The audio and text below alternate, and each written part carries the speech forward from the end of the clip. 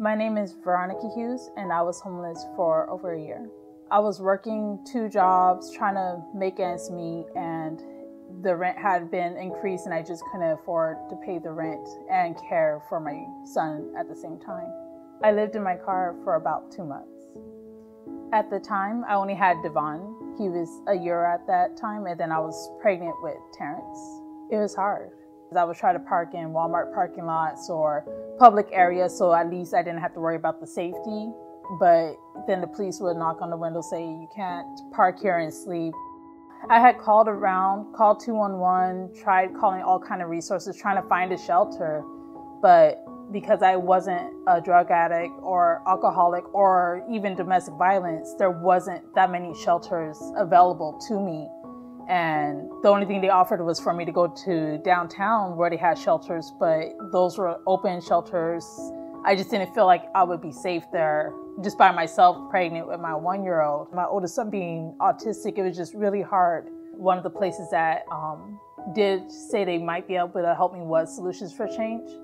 If it hadn't been for Solutions for Change, I don't even know where me and my son, I probably would have had him taken away because of just me living in the car with him.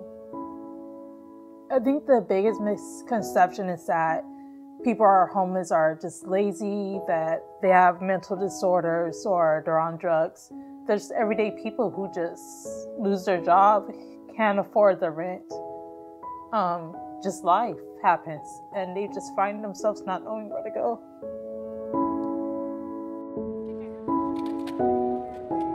I don't want to go back to working 2-3 jobs and not seeing my kids anymore. So I ended up just going back to school at Miramar in 2015. That was the commencement speaker for this recent graduation.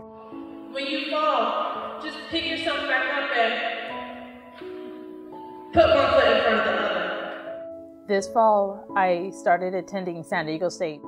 I'm really looking forward to doing a double bachelor's in anthropology and also studio arts. And I'm already applying for the internship with the FBI for next summer.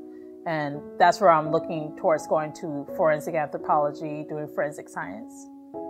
If it wasn't for Solutions for Change, I don't even know where I would be, even if I would have my son or either one of them. You know, I don't know if I would have stayed on the street or where I would have been.